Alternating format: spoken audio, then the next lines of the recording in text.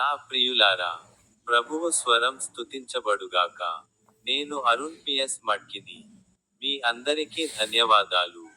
ఈ రోజు జూన్ నెల 19వ రోజు. 2025 సంవత్సరం 6వ నెల. అతను బైబిల్ వచనంపై తన మాటలలో ఒకదాన్ని మాట్లాడాడు. 2వ సమూయేలు పుస్తకం 7వ అధ్యాయం 22వ వచనం. ఆయన ఇలా అన్నాడు. కాబట్టి, ఓ ప్రభువైన దేవా, నీవు గొప్పవాడవు. ఎందుకంటే మేము మా చెవులతో విన్న దాని ప్రకారం, నీలాంటివాడు ఎవడునూ లేడు మరియు నీవు తప్ప వేరే దేవుడు లేడు. మీ అందరికీ హృదయపూర్వక శుభాకాంక్షలు. ఇప్పుడు నా యూట్యూబ్ ఛానెల్ యొక్క స్టింగ్ బటన్పై క్లిక్ చేయడం మర్చిపోవద్దు.